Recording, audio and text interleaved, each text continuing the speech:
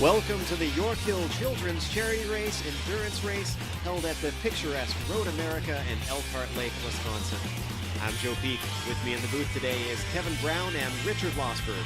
Also in the trenches is our diligent pit reporter Sean Ambrose. Well guys, 10 different countries are represented here today at this Clash of the Titans, but it's all for a good cause, and I actually believe we have the organizer of this fine race with us in the booth. Sam McAleer, are you here with us? Yes, I'm here. Sam, we can't thank you enough for putting this on. It seems like this is for a really great cause. Can you tell us a bit about what this is raising for?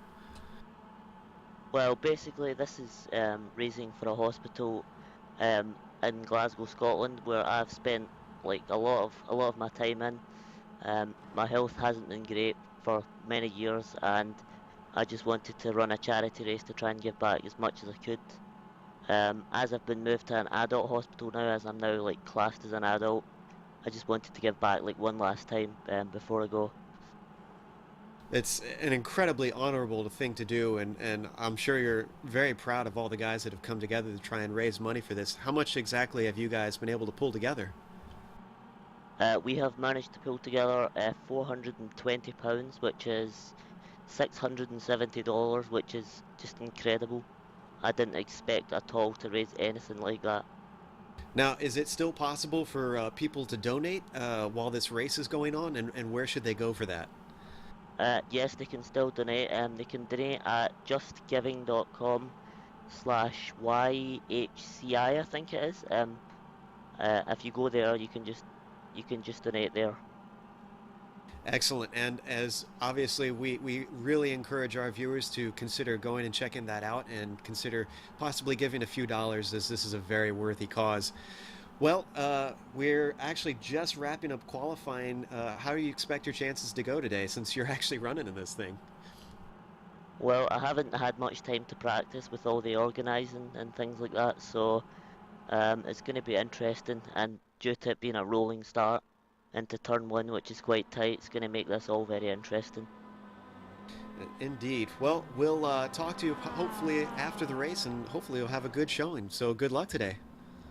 Thank you. Thank you all for broadcasting this. It's really great of you. Not a problem at all. Well, Richard, Kevin, this is obviously one of the more popular tracks on iRacing Elkhart Lake. It's a bit of a long one, but tell us a little bit more about this, Richard. I mean, give our viewers who are not familiar with it an idea of what it's like around here. This is a great track. It's one of the great tracks. You won't find, or you will find very few people who will say that this track is boring, or they don't love it, or they're uncomfortable in running on it. It's got a very, very long straightaway leading into a couple of very fast curves, and then another long straightaway called the Moraine Sweep, which goes right down into a hard left-hand corner and another hard left-hander, and then they rush down to the area called the Hurry Downs, and all around the track in through a carousel, which is another unique feature of this course. They go through a kink, which is one of the fastest corners in iRacing and perhaps anywhere on any track. After coming down the kink, they go down through Kettle Bottoms into Canada Corner, which is a right-hander, very fast, and then a few curves and back up towards the final turn, turn 14, which then leads back onto the straightaway. A great course. I'm just looking here, Joe. The times are down on what you would expect, and I'm putting that down to the weather, because normally on the standard iRacing weather you can do a 2:36, even a 2:35 around here, but the fastest time set by Evan Maillard is 2:38.6, which is kind of slow for this track. Back to you, Joe. So some guys possibly going to be struggling, and it looks like qualifying is just about to wrap up, so we'll read that off to you very soon here. But as Richard mentioned, with lots of long straights, what are you expecting in terms of that, meaning with the battles, Kevin? I mean, what is that? How is that going to shape the race? Well, I definitely think that these drivers are going to strive to stay in the draft of everybody and try and use that to pull away from each other.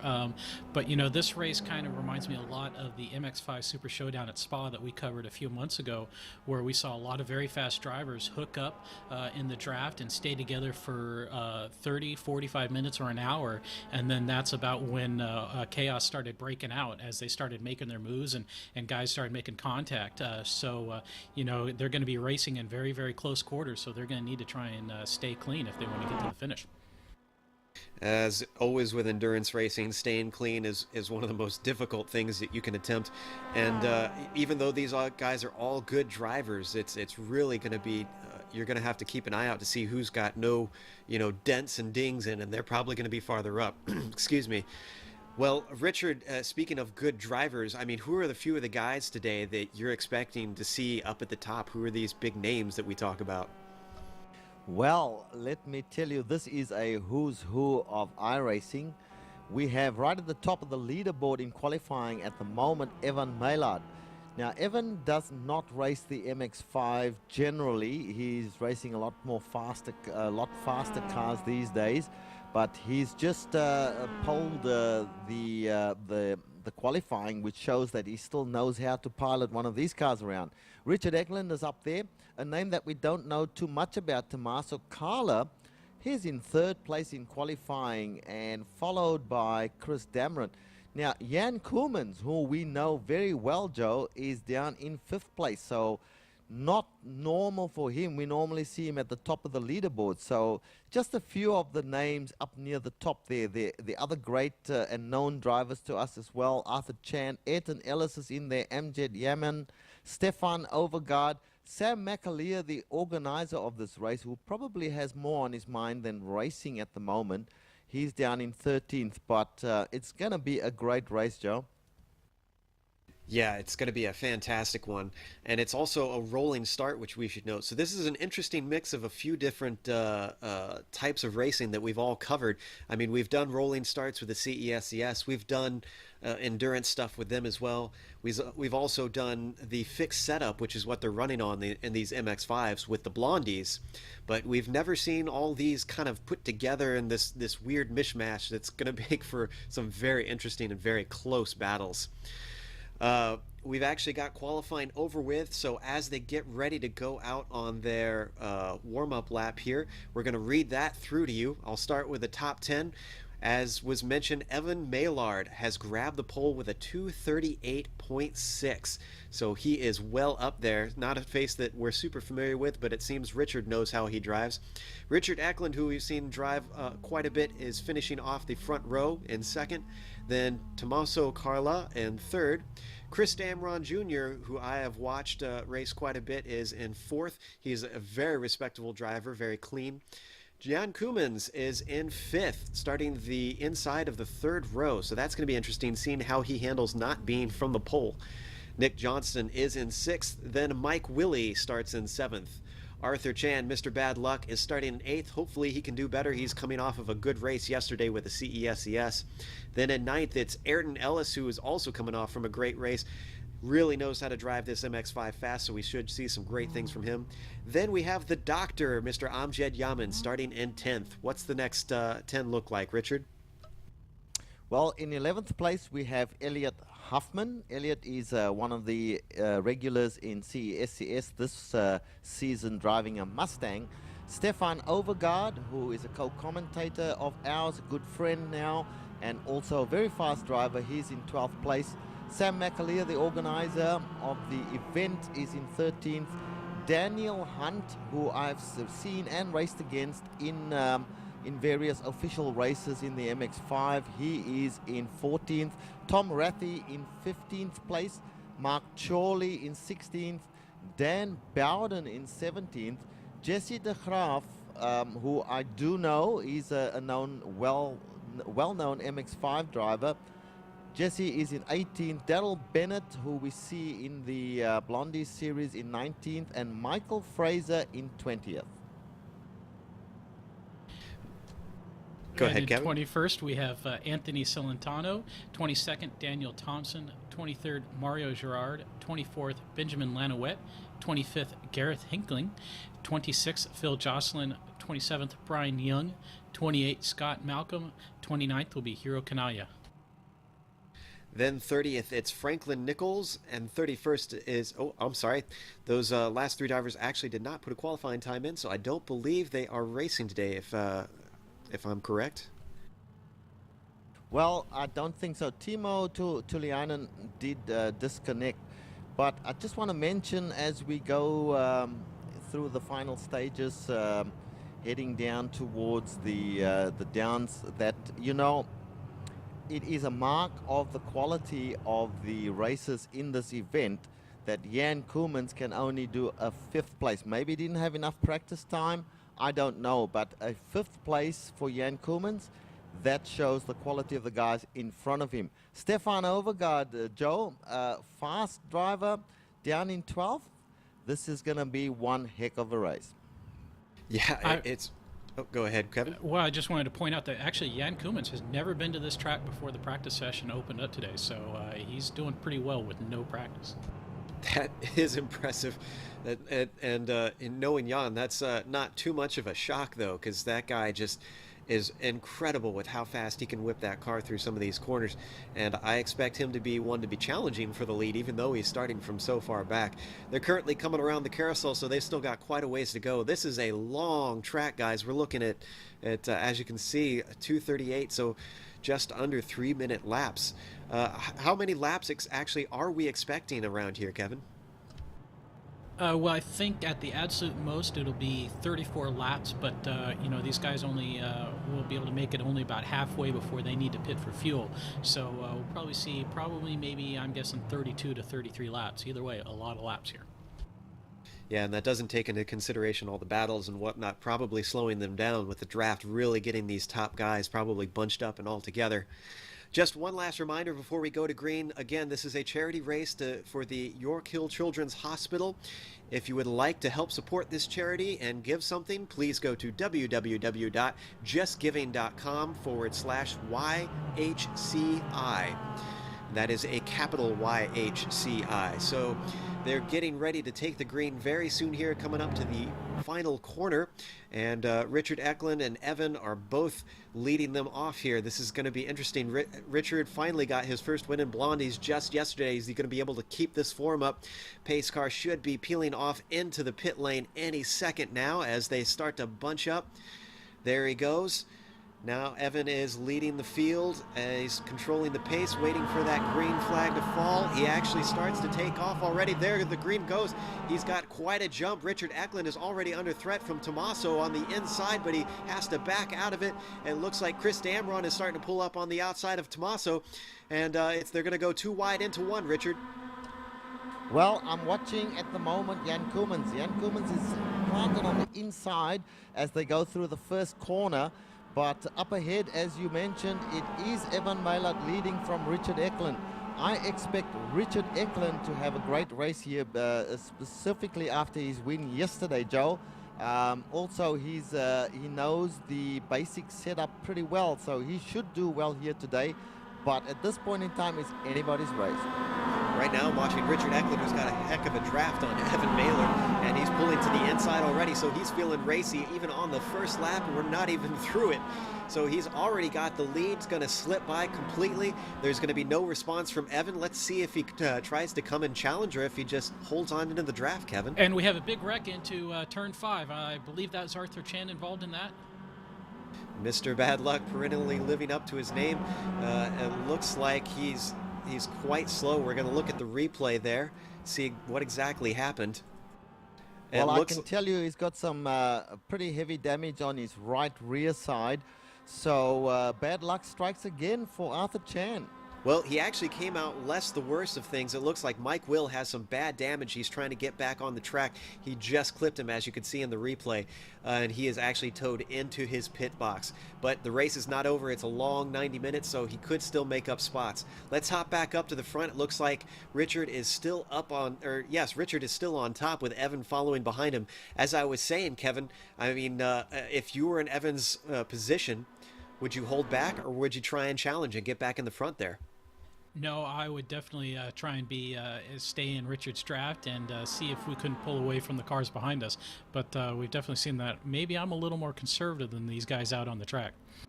Yeah, it's hard to control that red mist, you know, once you get down there. You see an opportunity, you want to take it, especially if it's for the lead. We're getting word from Sean Ambrose that Will is actually in the pits for repairs currently.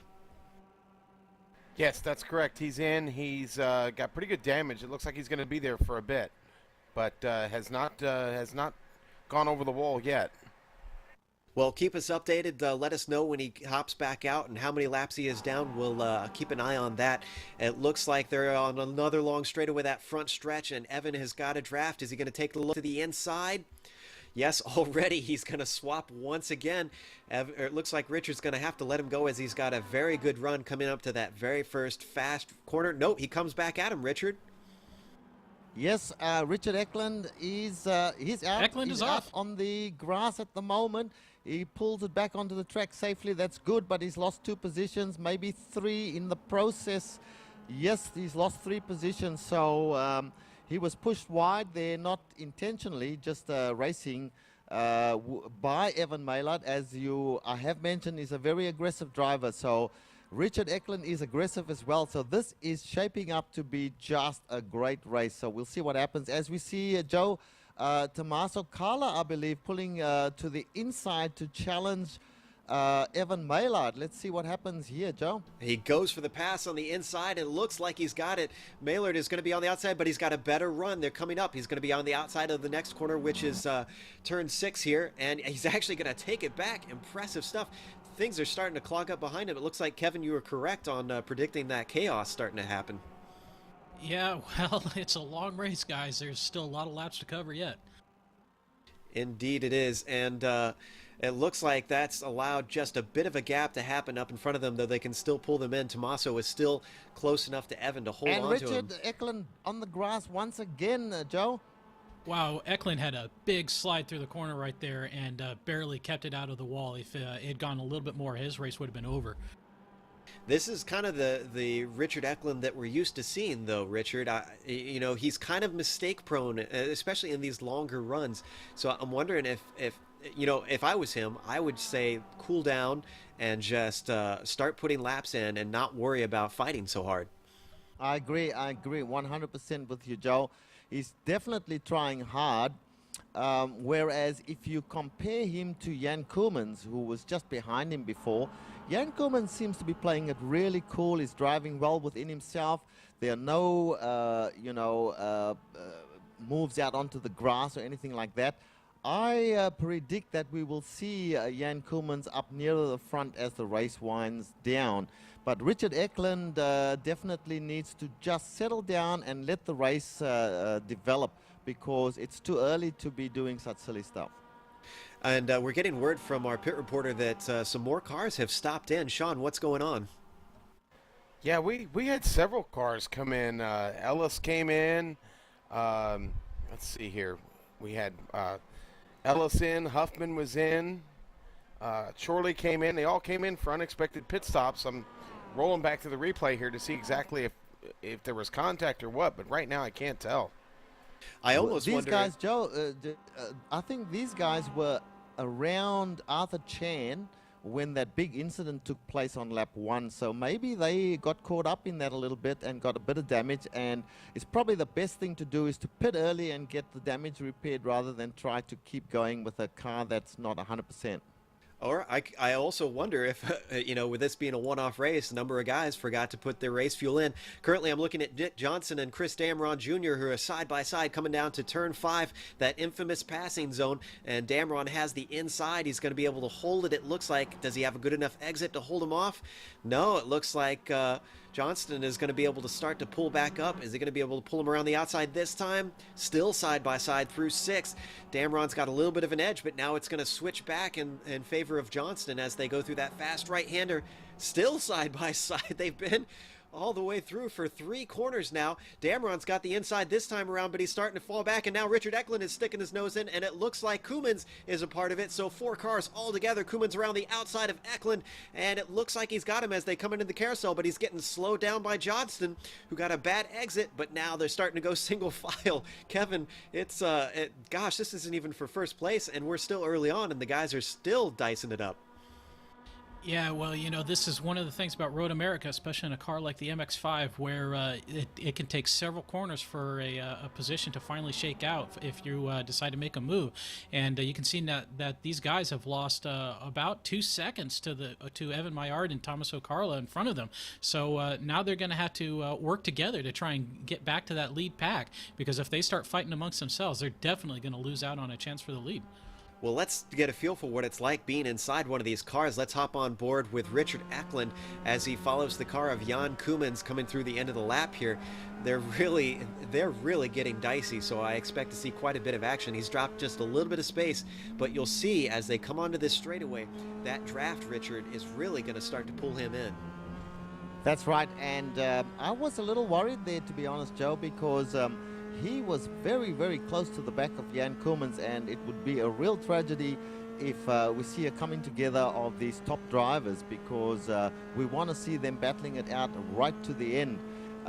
So we're on board now with Richard Eklund, and I'll give it back to you to call it.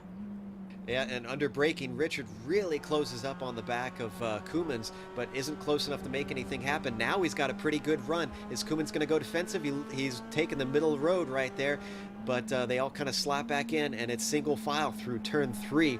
Now, Kevin, one of your favorite phrases is attrition and aggression. I have a feeling that's going to come into play in this race as far as who is at the top at the end. Yeah, I think you're right, and it looks like Eklund is making that move on Jan Koumans side by side, so these guys are being aggressive very early, and that might lead to their attrition out of this race. Oh, this is bad. We're going 3 wide. There's contact between them. Richard Eklund is into the wall. Damron is spun out. Now Koumans is caught up in it. Johnston is caught up in it. All 4 cars have made contact. Some of them have been into the wall. I believe that there will be damage that has to be repaired for some of those cars. There's still contact going on between Eklund and Johnston. Now Eklund is spun again. Damron is in the middle of the track. Johnston is the only one to come away from it. Eklund is getting back on. Koumans is going by him now, and I believe Damron has exited out of his car. And now Eklund is slow right in the middle of a side-by-side battle between Amjad Yaman and Sam McAleer. So it's all going on right now as Eklund is now off the track. That's probably a smart move from Eklund. He's got a damaged car. He's slower. He's struggling to keep hold of it. And now he's going to get back onto the track here. He goes all the way across. Thankfully, he doesn't hit anybody. But, wow, as you said, it's going to affect people. And there you go. Commentator's curse. Well, guys, I could see this was going to happen. Richard Eklund was in an impossible situation there. He overtook Jan Koumans on the outside. He came up against a car that was going slower than he was. There was a car to the inside of that car, and he took the really bad choice of trying to go through the middle. It was always going to end in tears, Joe. Yeah, I have to agree that if it was me, I would have backed out of that and let them sort themselves out, because, you could get a good opportunity coming out of the corner. But we're going back to Sam here as he continues to duke it out with Amjad Yaman. These two are very familiar, racing with each other in the Blondie series. And this is currently for 6th and 7th, I believe. So they've made up from quite a few spots, actually, from that accident. One thing to note while we stay with this battle is Sam goes off just a little bit on that final corner there. Is I noticed that Evan and Tommaso are still well up front, and Evan started to pull a gap, which could be crucial in trying to maybe get away from some of this action, Richard. Yeah, that's right. These guys have stayed clean up front. They've raced hard. But they've pretty much helped each other by not trying to challenge each other. They've pretty much helped each other get away from the pack behind them. In 3rd place now is Mark Chorley, which is very unusual. So Nick Johnston, who was involved in part of that, it looks like his car is okay. He's got the 4th place right now, and Jan Koumans is still circulating. I don't know how much damage he has. I don't think much, because he's still looking strong. So, but behind them, we've got Sam McAleer now making a challenge on the guy in front of him, Daniel Hunt. Joe? Yeah, in fact, he is well clear. He looks like he might even actually have a go on Jan Koemans now, who I think might be struggling with his damage. They're going side by side. Koemans goes very wide off into the grass, but that slows Sam down, and Sam is now losing the spot back to the guy to Hunt, who he was duking it out with, and he's vulnerable to Yaman, but they get back into line now, and things have sorted themselves out. I agree with you. I watched Koemans hit into the wall, and it was quite a lick.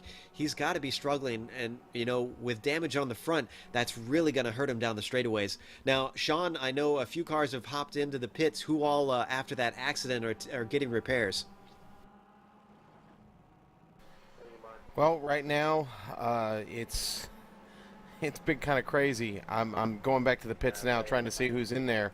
I think we've got some cars getting ready to actually come in now. Still a few out on the track that haven't made their way in yet. Well, guys, let me just jump in here and say that we know that Jan Koemans probably has some damage. Daniel Hunt probably doesn't, but he's not fast enough to challenge Koemans, although he's making a move on Koemans as we speak. Sam McAleer just behind them has got a little bit of damage. Amjad Yaman behind Sam has got damage on his right side as well. So there's a lot of damaged cars traveling around at the moment, Joe. Well, I'm sorry to interrupt. The Sam is going side by side with Hunt and through that fast left-hand kink, the penultimate corner, and he actually came out ahead. I'm impressed he was able to do that, but he's taken a very conservative line coming in there, so he's going to have a bad exit. They're now in line, and Koemans actually, despite his damage, has got the best run coming onto the straight, but he doesn't have the draft. That goes to Amjad Yaman in the very back, who's going to be pulling from everybody. I have to imagine he's going to take the slingshot. I will say over the radio, we've seen some words from Chris Damron Jr., who's been asking for a ban for who I'm assuming is Richard Eklund. So Eklund not making quite a good name for himself, Kevin. Yeah, you're absolutely right, Joe. I think that's a little unfortunate. These guys got so aggressive early on in this race. You know, still a lot of racing to go, but you know, it's a lot of fast drivers, a lot of egos, a lot of speed, and you got to think that at some point wrecks would happen. As you know, these guys are all still mixing it up. And Hunt gets into the back of McAleer coming out of turn 3, and that gives Yaman a run as well as Koemans. And Yaman does not quite have the momentum while Koemans does. Yaman checks up behind McAleer, decides discretion is the better part of valor, as these now side by side with Koemans coming down towards that infamous turn 5. Is he going to be able to have it? He's going to be held up by McAleer if McAleer continues to stay on the inside. In fact, Yaman breaks very early as Koeman comes to the outside. He goes wide once again. He's going to be out into the grass. He's very far out into the grass. And McAleer is still far to the inside, so things are sorting themselves out. Koemans is going to be side by side with Yaman's through 6. And he's going to have the inside coming through the kink, so that should probably settle that, Richard. Well, I want to jump in here right here, but you can see that because of this battle, this has allowed Stefan Overgaard and Tom Rathje to catch up and join in on this. So this 4-car battle is now turned into a 6-car battle. This is exactly what we've been talking about as Stefan goes very deep into the corner, and that allows Rathje to get by him well before the carousel. But Stefan is trying to go back side by side. I'm sorry, there's so much to go on that I'm trying to pay attention to here. It's really these guys are gonna have to cool down. There's just too much going on. We haven't even touched on pit strategy yet. We're not into the pit window. We're about 15 minutes into this thing, 16 minutes, and as we get into 30 minutes in, you're going to start to see the guys who are lifting down the straightaway in the draft of others. They're going to have to fill less, and they may be able to jump a few people, Richard. Well, you know, I've been watching McAleer and Koemans. The two of them have damage to their cars. There's no doubt. They don't have the top-end speed. And as you can see, somebody like Rathje, who has a whole car, is going to easily catch and pass Yaman. Yaman's got some damage as well. So we're going to be looking to see guys like Overgaard and Rathje just blow by these guys in a lap or two. Joe. It's okay. There's a lot to keep track of. Wow, a lot of guys were all the way off into the grass on the exit with no incident points to play for. Sam McAleer just blows by Jan Koemans, and now Koemans weaves a little bit. That was a little naughty as Hunt has a run on him, but still manages to get by. No contact there. And as these guys continue to battle, and it looks like Koeman's going to take a look on the inside of McAleer, but nothing doing into that first corner. Although he's got a decent run, and as he stays to the inside, is he going to be able to have him? No, he slots back into the line, but now Rachi is coming up behind Hunt there. He's got the inside of him onto the end, into turn 3 there, and that is the red and black car of Rachi taking over the black car of, oh, I'm sorry, that was Koeman's that he was overtaking. So these guys continue to battle it out. While this goes on, I will say real quickly that Tommaso is holding on to the back of Evan quite well. These guys just coolly running up front with no one really around. Quite a ways back is Nick Johnson, a number of seconds. In fact, he's 13 seconds back. And then all the way 7 more seconds back till you get to Sam McAleer in 4th, which is leading the pack. This just bee's nest of cars just battling it out back here, Kevin. Yeah, this is great stuff. I've been poking around at some of the other battles going on. One of my favorite things right now is our foes Richard Eklund and Chris Dameron Jr. are nose to tail again and have been for a while. So if there's some heat between these two, they might need to keep it careful. A little further up, there's Phil Jocelyn and Mario Gerard have been going at it hammer and tongs for the last lap, and it looks like Phil Jocelyn has just moved in front of Mario Gerard at this moment. So there's battles going on all over the place right now, and I'm loving this. And as I was watching Dameron and Eklund, as you mentioned, and they may have made amends because Dameron pulled up behind Eklund and started bump drafting him down the front straightaway. So maybe they're deciding to work together since they're so far back. Thankfully, they are still on the lead lap, so they could still be in it, but there's a lot of ground to make up. But now Dameron decides he wants to just slip on by anyways, so maybe it's not done. They're getting very close coming down that straightaway. Dameron is holding him very close to the right side. Now he starts to give him some space as they head towards turn 5 here. What's going to happen? This is where the fireworks were last time. But they're still side by side coming through the corner, and Dameron takes it very gingerly, and Eklund is able to get back by. Let's go back up to Gerard, as you mentioned, who is battling it out with with Jocelyn, which is for 16th and 17th. Jocelyn in that green and purple car, Gerard in that very nice. Sorry, Joe, we've got Jan Koolmans right off track on the straightaway. We had Amjad Yaman off track just before that, and he took a wide berth. These guys up front here pushing hard, and we should see now with a bit of tenacity, we should see Stefan Overgaard overtake Yaman, but he's very, very conservative, probably not wanting to get entangled with anybody.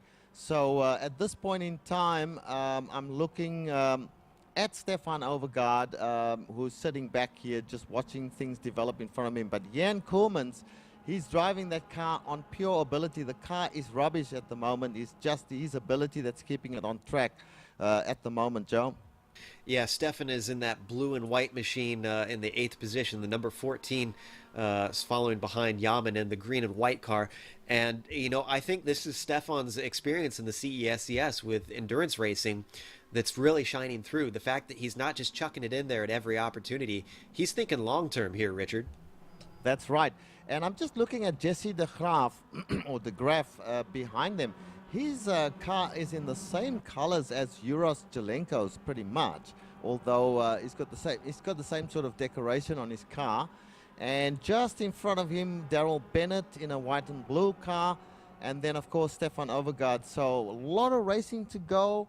These guys, or some of them, Kevin, have already damaged their chances of finishing even in the top 10, and that's really unfortunate. Yeah, you hit the nail on the head there, Richard. But, you know, they can still work together and kind of move forward. We do see that Evan Maillard and Tommaso Carla have about a 17-second lead over third place Nick Johnson. But it looks like anywhere from 3rd to 12th is definitely still up for grabs easily right now. So these guys have it all to play for and have it all to lose, too, if they're not careful. Well, that's right. And Daniel Hunt is impressing me with his drive in 4th place at the moment, as is Sam McAleer with a bit of a damaged car, we believe. We can't be 100% sure, but he's in 5th place. That's a great run. Tom Rathie has cleared some of the other cars, and he's dropped back. It looks like Yaman has passed him again. And he's still now behind Yaman, and behind him Stefan Overgaard in the AMS machine there. So this is probably where the immediate battle is for position in the top 10, Joe. Yeah, in fact, that is for 6th and 7th between, I'm sorry, it's hard to keep track of what everybody shuffled to with the laps going by here. We'll get it updated at the line here between Ratji and Overgaard. That is for 7th and 8th between those two, as Overgaard is starting to pull in on the draft. Now, Kevin, these guys aren't just battling, for bragging rights. This race, obviously, with the cream of the crop. Winning just means you say you can beat some of the best. But it sounds like some guys are going to get just a little bit more. Well, definitely for the leader, the winner of this race will get a Derek Spear button box, which is always a nice thing. And there are some cash prizes up, although we have heard that a lot of guys are thinking about just if they get the cash prizes to donate it right back to the Yorkhill Children's Hospital. And don't forget, you too can donate by going to justgiving.com/YHCI to help out this great children's hospital in Glasgow, Scotland. Great stuff. And Stefan Overgaard makes a move on Rathy, completes the move successfully, and now moves up one position. Although Rathy's coming back at him, he's on the inside, Rathy, but yes, and Rathy makes the move and he makes it stick. Stefan on the outside, side by side once again, Joe. These guys are battling each other as hard as they possibly can. Very much so, and that's allowed Daryl Bennett to come up into things, as well as Jan Koemans behind them. Everyone's going super defensive coming into the hurried downs here, and it looks like Bennett is the one that lost out. Boy, Ratchi and Overgaard are really fighting pretty hard, and I've noticed that a lot of cars, Richard, coming into 5 really can't count on having the move done, even if they have the inside. A lot of guys are using that wide exit to carry the momentum and come back at them for 6. Yes, and we saw in one of the earlier laps that with Jan Koemans, it carried on through a few corners side by side, Joe. Yeah, it seems to be the trend of the day of if you get side by side, you better expect to have to race like that for quite a bit of the lap here. Well, Stefan has pulled a little bit of ways that the draft is probably going to raise this battle once again a little bit later, but things have settled for now. Let's hop back up front to our leaders to see what things are going on up here. I see that Evan and Tommaso are still 1-2 with Evan in the lead in that orange car. But and now Tommaso is starting to take a look on the inside, interestingly, but he hasn't been attempting anything. He's just been holding on to the draft from what I've seen. And I'm starting to wonder, Kevin, if when pit stops come around, we're going to see these guys call it out to each other and say pitting in, hoping that the other will go with them and to continue to work together like this. I'm sorry, we seem to have lost Kevin there. Richard, thoughts on the pit strategy? Yeah, well, where are we now? We've done 30 minutes, so about 28 minutes gone if you include the pace lap. So plenty of time still before they need to be thinking about pit strategy or pit stops. At the moment, these two are like the look of Tommaso Carlo. He's had several opportunities to attack but hasn't done so. And his strategy is quite clear. I'll stick with Evan Maillard, who's one of the really fast guys in iRacing. And if I can stick with him to the pit stops, I'll come out in the second stint and then I'll do my business. So he's doing a wise thing there. Nick Johnston is a little bit of a dark horse, may I say, but he's certainly holding down a really good 3rd place. Sam McAleer, hats off to the organizer of this race in 4th place, although he's coming under pressure now from Amjad Yaman. There's pressure everywhere. And Daniel Hunt still in there, Joe, not giving up at all, right on the back of Amjad. But I tell you who's catching up to these guys very, very quickly is Stefan Overgaard with a completely whole car. And looks like Jan Koemans got by Daryl Bennett and Tom Rathy, and he's back in it, Joe. And in fact, wow, guys, he carried guys, Joe, I got to catch in, but Chris Dameron just got into the back of Richard Eklund in turn 1, so that may have come back to haunt Richard Eklund. He is definitely off track right now. Let's go back and look at that replay as I'm looking at it now. It looks like Yeah, it looks like he may have just straight up pushed Eklund off the track. That was a little bit dirty. I'm not entirely sure. I don't want to pass judgment until we get information on that one, but it looked a little suspicious, and I'd hate to see that from Damron because everything I've seen from him in the past is he's an incredibly fair and incredibly safe driver, but I would understand, Kevin, if he's a little heated. Yeah, it could be. You know, these guys were running nose to tail for a long time, and you know, maybe Dameron just made a slight mistake. They were running close enough that it wouldn't take much for one of those guys to accidentally knock the other off. So that's it's sad to see two of the very fastest runners so far back in the field.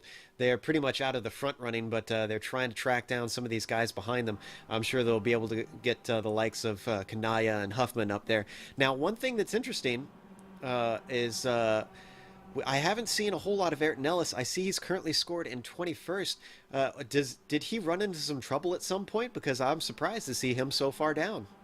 Joe, he was one of the early stoppers, and we're still not really sure why he stopped. We think maybe he was involved with that contretemps that Arthur Chan was in, but he did stop. He came back out a little bit in front of Arthur Chan, had a slight off, and he's worked his way back to catch up to Arthur Chan. And these two guys have done a pretty good job of catching up to the slower cars in front of them and making their way past.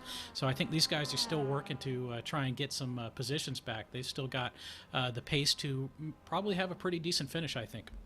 And we're actually getting information from our pit reporter on why Ayrton is where he is. What happened, Sean? Well, it looks like, as we suspected, that a few of those guys that pitted early, I didn't see any damage or any incidents on the track. It looks like they had those quality setups in, and it came back to bite them. Oof, it's it's a mistake that we have all made, and it's one of those ones where you just bang your head against the wheel. Guys, I need to butt in here. Sam McAleer and MZ Yaman side by side with Jan Koemans looking to take both of them. Jan Koemans is the guy making the biggest moves here. Have a look at what... and Daniel Hunt joins in as well, so it's all happening, Joe. This is exactly... Oh, and they're going 3 wide into the hurry downs, or they almost did, as they managed to squeak out of that one. Koeman's still trying to come on to Hunt, but he is not able to get it side by side before the carousel, and they slap back into the line. But I think, guys, that this is exactly why these guys are so far back. I mean, Nick Johnson is a whole 23 seconds back, and he's still ahead of this pack. These guys are all just duking it out, and they're just slowing each other down, and the leaders are running away with it. And duking it out is exactly the right word. These guys are fighting tooth and nail for every inch of track. Jan Koemans has got absolutely no respect for the boundaries of the track. He's been on the grass, off the grass, doesn't care about anything called an incident, as long as he can stay up with the pack in front of him with his damaged car. I guess for him, the ethos is if you've got the grip and you can carry the speed, chuck it in there. So he is just driving like a madman around this course. I hear that we've got, now that the pit window is open, we're about 30 minutes in. Sean, are some people starting to take their stop? Yeah, Brian Young back in 28th place. Looks like he's leading the charge. He's in for 4 tires and fuel right now. Hasn't come away yet, but he should be coming out any second here. All right, so pit stops are starting to play out, and we'll have to see what the best strategy is. I have to imagine, Kevin, that if you're in the middle of one of these packs, even though you get in the draft with everybody fighting, you might want to just hop in and get out of the mix.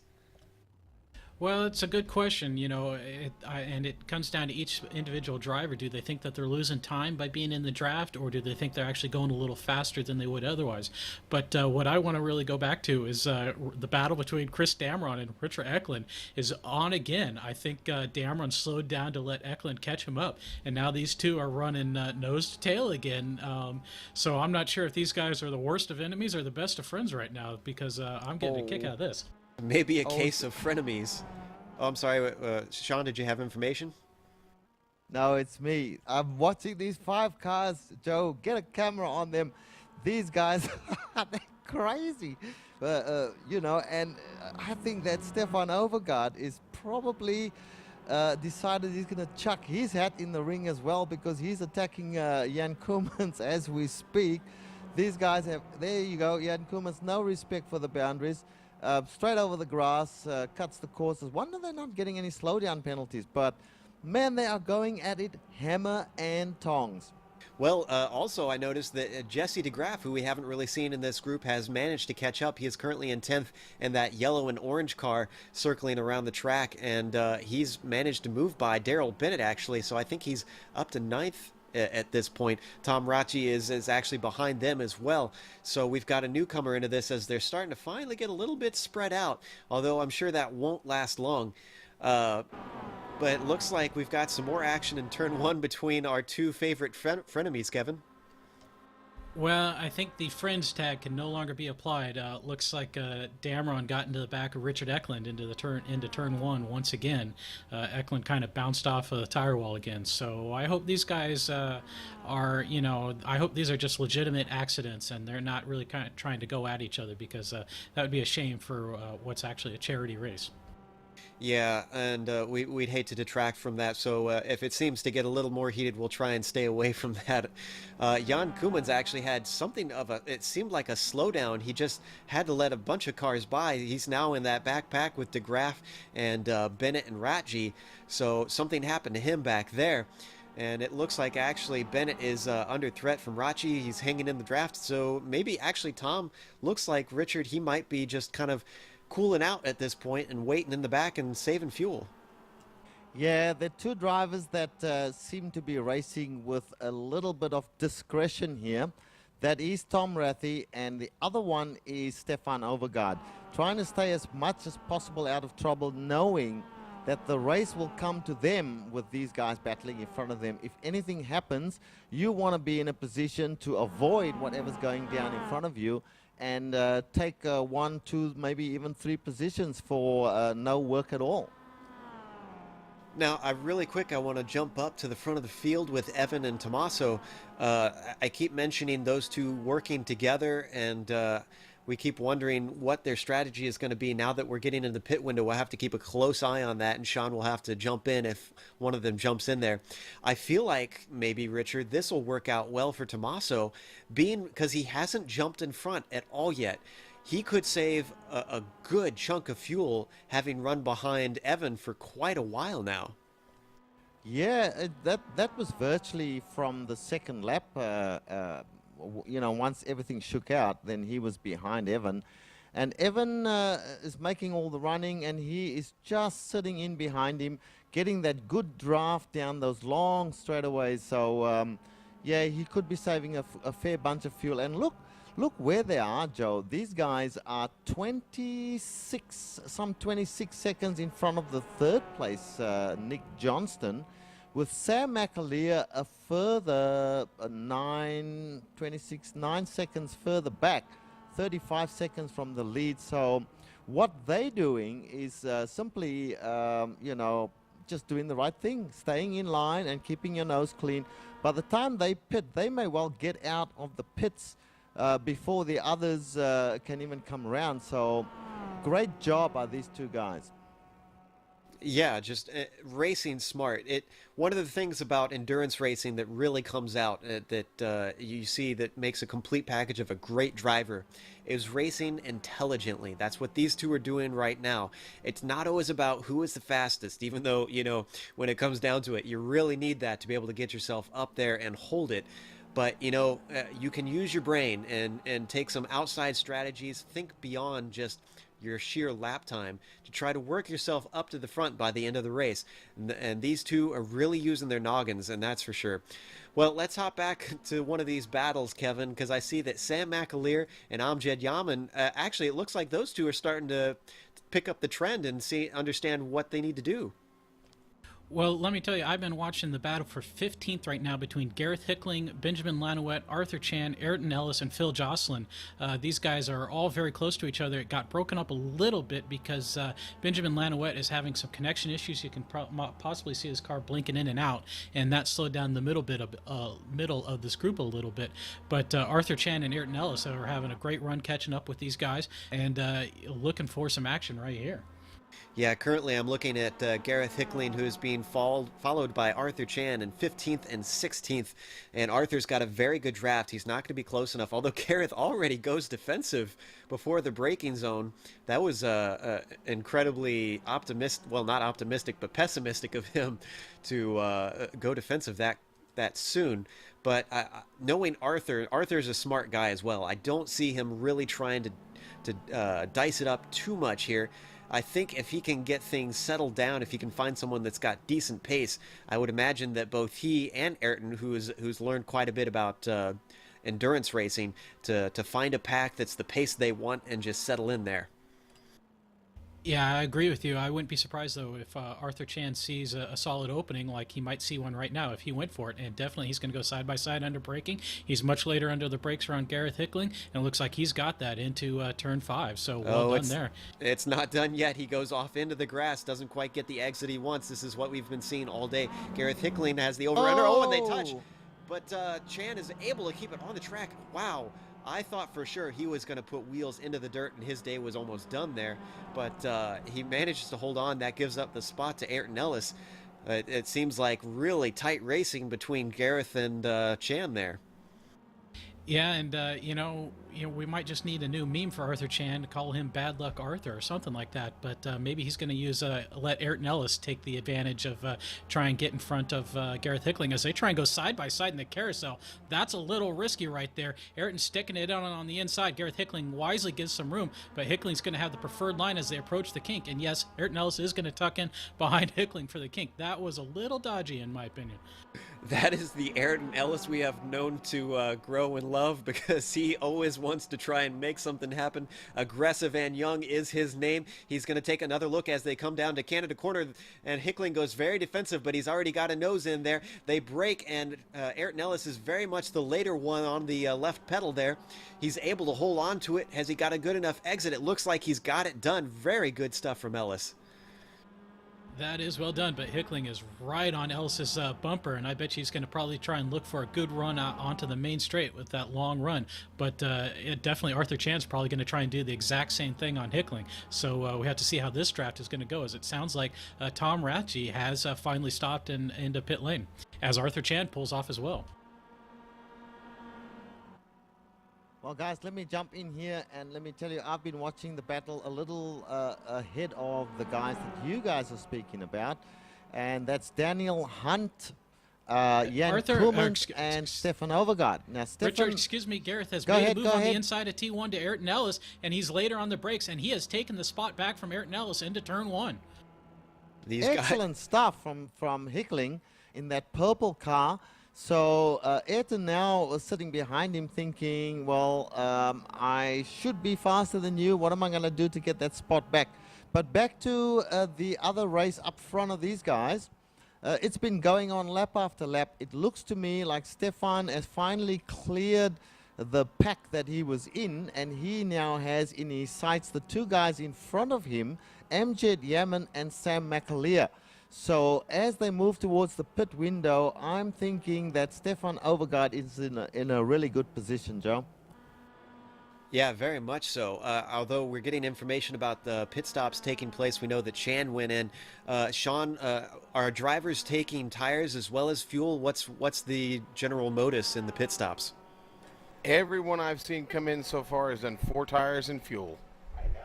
So it sounds like with the how much the pressure these some of these long turns are putting on the car, such as the carousel, guys are opting to take tires and make sure and get some fresh ones out there and maybe take advantage of that. I'm looking at Daniel Hunt once again, which Richard mentioned, and he is really fighting hard with Jan Koolmans.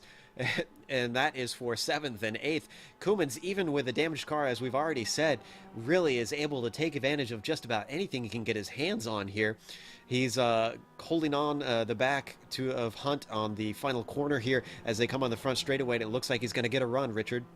And Hunt goes into the pits, so he's pulled out of that battle momentarily, which is probably a good thing, get into the pits. One thing that should be mentioned with these pit stops, if you have damage to your car, you may have some optional repairs. I'm not sure, Joe, whether these guys have any fast repairs available to them. So if they have damage and they have to get some optional repairs, that is their choice. But if you do take the optional repairs, you're going to be in there a lot longer than just the time for 4 tires and fuel. It's really a debate inside your head. Is it worth trying to get some of that repaired and maybe get some of your top end speed going again? But I'm getting word, Kevin, it looks like DeGraff, after working so hard to get into the top 10s, has had some bad luck. Yeah, sounds like his internet connection got wiped out. He was disconnected, removed from the server, but he's joined back in. Hopefully he'll be able to run some more laps. But the battle between Ayrton Ellis and Gareth Hickling is not over. Ellis did get around Hickling in the approach to turn 8, and then immediately started pulling a gap on Hickling. But then as soon as he got into the carousel, almost lost the car, and that allowed Hickling to catch right back up. So Ellis is not out of the woods yet in this battle. And also, Richard, I hear that Daniel Hunt has not been having a good time lately. Well, Daniel Hunt, he's back on track after his pit stop, so he's on his outlap after the pit stop. He went into the pits. Where is Jan Koolmans? Jan Koolmans is still out there circulating. These guys have not pitted yet, but I'm getting the information that Daniel, on entering the pits, hit the wall. So that must be what you were referring to, Joe. Yeah, it's exactly what I was talking about. So that just goes to show you can't just practice your laps around these tracks. You got to practice your pit entry and pit exit. It's just as important. But Hunt is still currently scored in 9th from what I'm seeing. So well, I'm guessing that'll get updated as he comes back around. Guys, the leader is in. The leader has come in the pits. So Evan Maylard has taken his pit stop, and significantly, Tommaso is staying out. We are just about halfway in. We are 47 minutes into the race at this point. So Tommaso taking the significant decision of not pitting with his draft partner, Kevin. Yeah, the only thing I can think of is that he felt he was faster than he was running in the draft behind Evans. So, or maybe he saved enough fuel that he's going to be able to have a shorter pit stop. But this could be a risky maneuver, but it could be all or nothing right now. Yeah, I would think. Yamin is following suit. Yamin is coming in. Sorry to butt in, guys, but Yamin is in. It looks like they are starting to follow the leader and make their way into the pits now. Yamin's out, Sam McAleer's in. Oh, sorry, guys. There we go. It's okay. And Koolmans also in. So, yeah, it sounds like a lot of the fast guys are employing a similar strategy of splitting things perfectly in half. One of the things I wonder about Tommaso's decision, Kevin, is I would think it'd be safer to cover your bases and pit at the same time, because if he doesn't manage to jump him in the pit stops with a shorter stop, he at least still has his drafting partner. You're right there, but they had such a lead on the rest of the field that the race is down to the two of them. So, there wasn't really a concern that they would get involved in somebody else unless they come out of pit lane behind a slower car who has yet to pit. That's about the only thing that could affect their strategy right now. So I think these guys are trying to one-up each other and not deal so much with the rest of the field. Now, a few names that we haven't mentioned yet are starting to cycle up because they're taking later stops. Currently in 8th, I'm seeing Anthony Celentano. He might actually be higher than that. Daniel Thompson is currently scored in 9th from what I'm seeing. And actually, interestingly, Ayrton Ellis is in 10th. He's already had one pit stop. 8th, Ayrton Ellis is in 8th. I'm sorry about that misinformation. He's already had one pit stop. Has Ellis been in for his second stop yet, Sean? No, he has not been back in yet. We do have Hickling in the pit, but I have not seen Ayrton come back in yet. So apparently Ayrton has cycled up, not through actual strategy yet, but we'll have to keep an eye on him and see what he's able to achieve. Carlos in pit lane. Indeed, I was just about to call that. And so we'll have to keep an eye on that. And Evan is coming around. Let's see, where is he exactly? He's coming through the kink, it looks like, currently. So we'll have to watch and see how these two pit stops play out as Tommaso comes up to his pit stall. He's getting ever closer. This is a long pit lane, which we haven't really spoken about yet. Probably one of the longest pit lanes in iRacing, Kevin. Yeah, you hit it right there, Joe. This is a super long pit lane. It's a super slow pit lane, and it's got to be torture for these guys moving down there at that speed, knowing that the rest of the field is catching up to them as Amjad Yamin pulls off to go into pit lane as well. All right, we're getting word that Evan was 34 seconds in the pits, and he is actually coming around the final corner right now. We'll have to keep an eye on seeing what the pit time is for Tommaso. If someone could give us some time on that. Evan is coming up the front straightaway right now. Currently, Stefan Overgaard is going to take over the lead, but he has not taken his pit stop yet. Where is Carla? He is still stationary at the moment. Evan is coming across the line, and it looks like he is going to clear him quite easily. As he's still stationary. Yes, he goes on by. So Tommaso does not have the pit strategy correct. He's still sitting there. This is an incredibly long stop, guys. Yeah, this is probably some damage being repaired. I don't know why, because I didn't see that he had any damage. There he goes now out of the pits.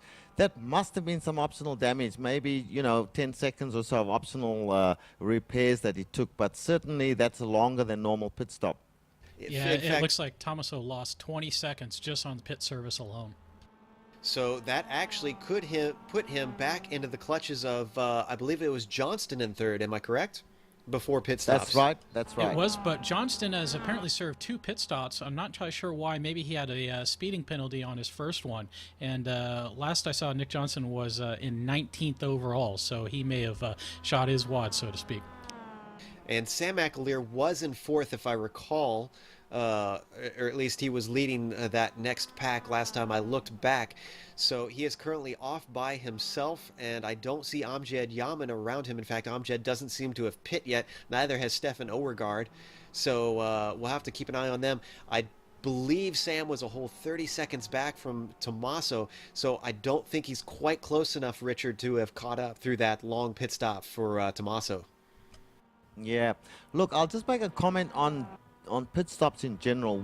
We know from the CESCS that you can go almost an hour if you in sort of fuel conservation mode. Now we're seeing that here with Stefan Overgaard, who's currently listed in second place. That may or may not be correct. So we are 53 minutes into this race. Stefan Overgaard is still out there. What that means, if he were not to take tires and just take the splash of fuel required to get him to the end of the race, I am betting that he would come out in first place after the pit stops here, although they were a significant amount of time behind the leaders when they started. But we'll see how it pans out, Joe. He's still going to need about the same amount of fuel as everybody else to get to the end, unless he's able to undercut with just a little bit less. So I'd be surprised if Stefan's able to pull that off. But I do see, well, Amjad Yaman was behind him, but I'm seeing Amjad Yaman as disconnected, guys. Yes, Jesse de Graaf is back in, we know, but don't see Amjad Yaman. Yeah, I'm not sure. Amjad has apparently pulled off, unbeknownst to us, so I'm not sure what happened there.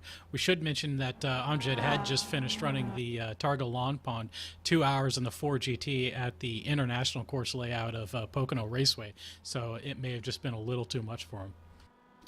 Yeah. Well, guys, I'm trying to work this thing out here. So, Evan Maillard, effectively your race leader, because Stefan Overgaard has not pitted yet. Where is Stefan? Is he still out on track? Yes, he is. So, presuming that Stefan goes into the pits right now, he'll need, what did you say, Kevin, about 30-odd seconds to pit? I wonder if he would come out, how far behind he would come out, or even if he would come out in front.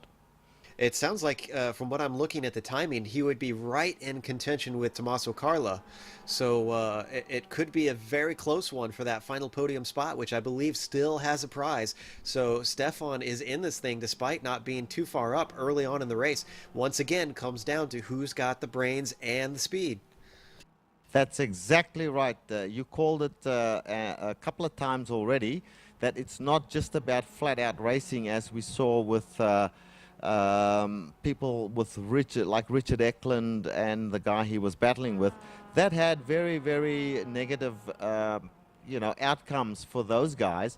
Stefan played it really cool when all the battles were going on fiercely. He's got a whole car, no damage whatsoever. He still has to do his pit stop, but it remains to be seen how much fuel he needs to take and whether he's going to take tires. So I'd be very, very interested in his pit stop, Joe. Well, apparently we've got a good battle going on. I'm sorry to interrupt, but Mario Gerard, Jan Koemans, and Elliot Huffman are all together on the track. That is 7th, 8th, and 9th at the moment. In fact, Gerard is right up close behind Huffman at the moment as they come to the Hurry Downs. It looks like he's not going to be able to make a move. And this might have petered out before we get there. Whoa, and Koemans takes a very deep braking into the Hurry Downs and manages to hold off and not hit Gerard, which impresses me because he was sliding that thing through there. But, and Overgaard is pitting, guys. Sorry to but in there. Overgaard is pitting. Keep an eye on Overgaard, and in the meantime, keep an eye on Maylard and Carla as well. So I would like to jump in and check in on a couple of guys. Gareth Hickling has retired due to damage. Amjad Yaman had a crash after his pit stop. I'm guessing cold tires caught him out. Jesse DeGraff just had a huge incident right behind Stefan Overgaard, got loose under braking for Canada corner and looped it, just managed to miss Stefan Overgaard, who I think then decided that was probably a good time to take his pit stop. Well, Carla is now going by the start-finish line, so Stefan Overgaard is actually still stationary. So it looks like Carla's going to be able to breeze by. Yep, he's going to claim that second position back. Ayrton Ellis, though, Ayrton Ellis is starting to go by now. And where's Stefan? It looks like Stefan is still sitting there, so we'll have to keep an eye on see what his pit time is. And Stefan's moving right now. That was a 30.7 seconds pit stop, 4 seconds faster than Evan Maillard's. So okay. Wasn't quite as high up as we expected him to be, but it looks like he's going to come out just about in 5th or 6th place, I believe, Stefan Overgaard. And Sean, it sounds like he took 2 tires. Is that right? No, he took 4. He took 4. I would have thought he would have taken 2 or none whatsoever, but he did take 4, and he probably took the full fuel load as well. So he had the full pit stop. But maybe that's a good thing because there's still a fair way to go in this race. Better than a half an hour still left in the race, guys. Absolutely. We've got 37 minutes, less than 37 minutes on the clock from what we can see. So there's a fair chunk left to go, but we are definitely getting into the final chapter of this race. Oh, and Jan Koemans and Elliot Huffman are going at it again. Huffman is coming down the inside of Koemans into turn 5. It looks like he might have it, but as we've seen, it's not over yet until we see what the exit is on these 2 cars. And actually, it's one of the cleanest passes I've seen through that corner so far today as Koemans gives it up. Yeah, and one of the interesting things to me before we go and look for some battles is Ayrton Ellis at the moment. Right now, he had an early pit stop, somebody said, and he's out there now in what is 1-2. He's actually effectively in 3rd place, if I'm not mistaken. So does he have to pit again or not? That's the big question. I think he would have to since he stopped on the very first lap. But I just watched Jan Koemans get right back around Elliot Huffman, who's now on the tail of Koemans through the carousel. So these guys are still going at it. Absolutely. And while we have a chance, I do understand that we should probably give a shout out to the charity that this is for. And Kevin, how can they donate to the Yorkhill Children's Hospital? Super easily. All you have to do is point your favorite browser to www.justgiving.com/YHCI and donate through there. Yes, it's in British funny numbers, but I'm sure you'll be able to figure it out because you're all smart people.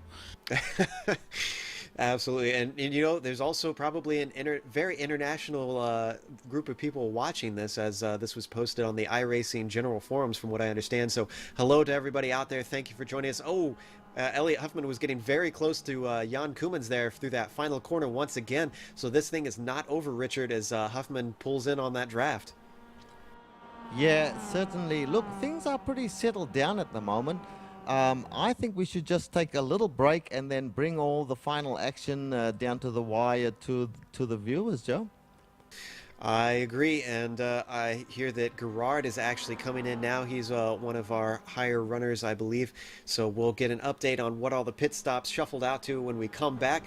We'll leave you for a moment and be back after a short break.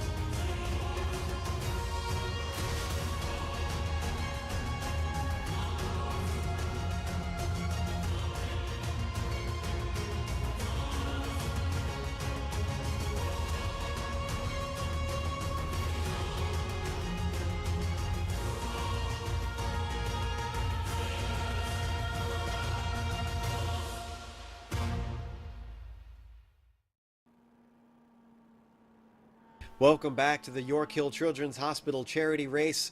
We have about 30 minutes left, just under 30 minutes, so we're in the final portion of this race as pit stops are just about finishing up, although a few stragglers are trying to run it as long as they can. Let's run you through the order really quick.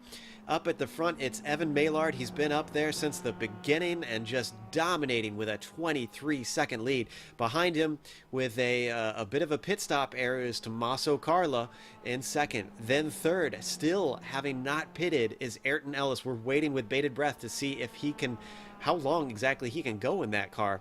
In fourth, it's the organizer of the event, Sam McAleer. Then in fifth, it's Stefan Overgaard, who's had an excellent run. Jan Koemans, who isn't doing as well as we had hoped, who struggled with damage, is in sixth. Then in seventh, it's Tom Ratchi. 11th is Elliot Huffman. 9th is Daryl Bennett. And 10th, amazingly, after multiple offs and interactions, to put it lightly, with other cars, is Richard Eklund. What's the next 10 look like, Richard? Well, we've got Don Bowden, who we have not mentioned at all in the broadcast, in a lovely white and blue car. He is in 11th. In 12th place, Arthur Chan. So Arthur Chan, after having a mixed race, is back out there in 12th place. Mike Willey in 13th. Michael Fraser, another gentleman we've not mentioned at all, in 14th. And in 15th place, we have Mario Gerard. 16th, Benjamin Lanouette. 17th, Phil Jocelyn. In 18th place, we have Anthony Celentano. And then 19th is Daniel Thompson. And Daniel Hunt, who was featuring prominently in the top 10 or so earlier on, is now in 20th place. Then behind them, we have 21st, Daniel Hunt is actually moving down the field, so something happened to him. 21st right now is Hiro Kanaya. 22nd is Daniel Hunt at the moment. 23rd is Nick Johnson. Then in 24th, we have Mark Chorley, 2 laps down. Brian Young is 4 laps down in 25th. Amjad Yaman is one of the first cars out, I believe, with 5 laps down in 26th. Then it's Gareth Hickling also out in 27th. Scott Malcolm in 28th. Chris Dameron Jr. in 29th. And Frank Nichols in 30th. Okay, well, I am here to tell you guys that unless I am absolutely nuts, there is something distinctly not computing with Ayrton Ellis in 3rd place at the moment. So 1 hour and about 7 minutes elapsed in this race. You cannot go 1 hour and 7 minutes on the tank of fuel if you've stopped on lap 1. This just does not compute, guys. Yeah, this is really unusual. We're actually about an hour and 4 minutes in from what I'm seeing, because we got 26 minutes left to go. That's still an incredibly long time because he pitted on the first lap, just at the end of the first lap. Yeah, I don't know what he's doing to manage to stretch it this far, unless, Ayrton was one of the guys that was kind of in the draft of a lot of people for a while. He was battling. I wonder if maybe he was able to use that to save some fuel. I don't know, but I've been watching him lap after lap. It doesn't even look like he's planning to come in. Well, we'll have to keep an eye on, and Sean, you'll have to butt in if at any point he ducks into the pits, and we'll have to see exactly what the limit of this car is, because Ayrton seems to have found it somewhere along the line, and he's pushing it all the way as far as it can go. Behind him, quite a ways back, though, is Sam McAleer. I'm sure Sam obviously will inherit that. He's looking at a podium finish, possibly. I'm guessing the prizes do not apply to the organizer, and he'll probably be donating whatever towards the Yorkhill charity. Back in 5th with Stefan Overgaard. He's been running a pretty good race. He qualified down in 12th, so to be all the way up into 5th, he's been doing a hell of a job, Kevin. Yeah, he's been having a great run, especially considering he didn't have any practice at this track. He was brand new to it. And then Tom Ratchi and Elliot Huffman are having a nice battle in 7th and 8th, with Huffman only 4/10 behind Ratchi. And remember, Huffman was involved in one of those early contretemps, so he's had a nice run back through the field. I do kind of think that he might have to stop again. I think he's kind of in the same boat as Ayrton Ellis, but at the best right now, he's getting a nice little tow from Tom Ratchi. And this seems to be the best battle that we can watch right now, as Huffman is in that orange and green car with Ratchi in the black and red, as he's just kind of wandering along in the draft at the moment, so he's not really threatening. But if he's got a good run coming on the front straightaway here, Richard, it could come on. Yeah, we'll stay with this battle for a little while. He's not exactly forcing any issue here. He just seems content to stay behind Tom, but if he's got any speed, and Elliot is a speedy character, so now the draft starts to take hold and he starts to close up on Tom. Let's see if he goes to the inside to make a move. Is he going to do that? No, he breaks nice and early and just stays in line there, Joe. We do have a bit of a battle going on between Jocelyn and Benjamin Lanouette, although Lanouette backs out of it now, and you can see Lanouette on your screen has got a lot of connection issues. So something weird going on with his internet at the moment, probably not what he wants with only 23 minutes left to go in this thing. We're currently on lap 25 from what I'm seeing, so we're getting pretty close in what we anticipate to be between 32 and 36 lap long race. So not a heck of a lot. Things have started to parse out after we've had a incredibly exciting and very intense intro to this race. The first probably 45 minutes were just nothing but battles all over the place. Now everybody is starting to kind of spread out, get their space, and Kevin, I would assume they're getting into a rhythm. Yeah, I think you're right there, Joe. But I think that rhythm does include Elliot Huffman getting all four off and going airborne on the exit of turn 5, as he just did a moment ago. But these guys are doing well. Evan Bayard's sitting 23 seconds in front of Tommaso Carla, and they're just kind of clicking off the laps. A lot of guys just trying to do that. Jan Koemans may be able to catch up to Stefan Overgaard, but we've been keeping an eye on that. But definitely Koemans has the disadvantage there with the damaged car compared to Stefan Overgaard not having any damage at all. Well, with quite a significant gap between Koemans and Ratchi, I almost wonder if Huffman is maybe waiting to kind of snipe things at the very end, give it until the last lap or two, and then start fighting it out for that position. Because there's really no point with them not being close to anybody else for them fighting. Well, I'm just watching Jan Koemans at the moment, and he's just blinked out pretty badly. In fact, he's just disappeared, Kevin. Well, that is definitely unfortunate. We love Jan Koemans here. He's a joy to watch in the Blondies MX5 World Tour. So I hope he's still there and just having some sort of minor connection problem right now. Yeah, he's definitely gone. It just can't see his car anymore. Joe this is not good for him, and he didn't have any sort of connection problem. No blinking, nothing. It's just gone. He has had an issue or two in the past in the Blondie series from when we've watched him race, but never anything like this that I can recall. Also, something that we're getting information on is that Hunt is DNF, so Hunt is out of the race. And yeah, Jan has disconnected from what we're understanding, so he is slipping down the order now. Ayrton Ellis is still out on the track. 21 minutes left in this race. This is definitely beyond the bounds. Sean, I think maybe he's learned a few magic tricks somewhere along the line, because he must have snuck under your nose and got in the pits when we weren't looking. I don't really, at this point, I can't figure it out. I mean, if he did come in the pits, and obviously we missed it, if he hasn't come in the pits, I don't know where he's finding the fuel. Maybe he's got some stuff up in a roll bar there somewhere. I just don't know. Yeah, I was starting to think he might have the second fuel tank like the Honda F1 team had a few years ago. So Ayrton really pushing the limits here. He is still in third place. I'm kind of with you guys. I'm not sure that he's looking to pit at any point here coming up, because he's just cruising on around. And if so, we got to pull him in here after the race and ask him how in the world he did this. But let's hop back to that Huffman and Ratchi battle, which still is holding station at about what looks like just about a second apart. Actually, maybe even less than that. They're still pretty close, it looks like. So not much happening, but Huffman's still kind of holding on to the back of him, Richard.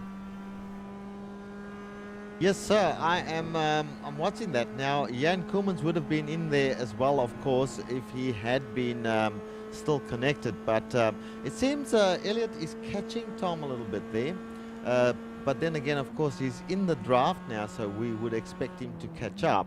And it remains to be seen when they go up the front straight there, how close he can get before turn 1. So this might turn into a good battle for us to watch.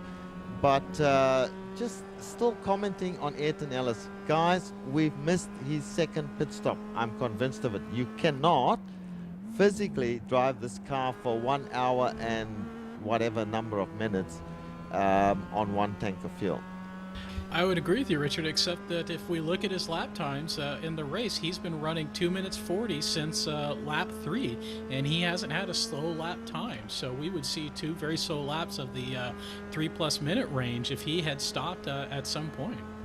I know, and that's what's so crazy about it. I don't know, maybe iRacing has made a mistake here, but certainly we'll ask him because this is the big mystery of the race. But guys, let's just go back to Evan Maillard. Now, this guy drives an absolutely plain colored car, no markings whatsoever, excepting a little badge on the number plate area for sparkle. But this guy, as I mentioned at the beginning of the race, is fast.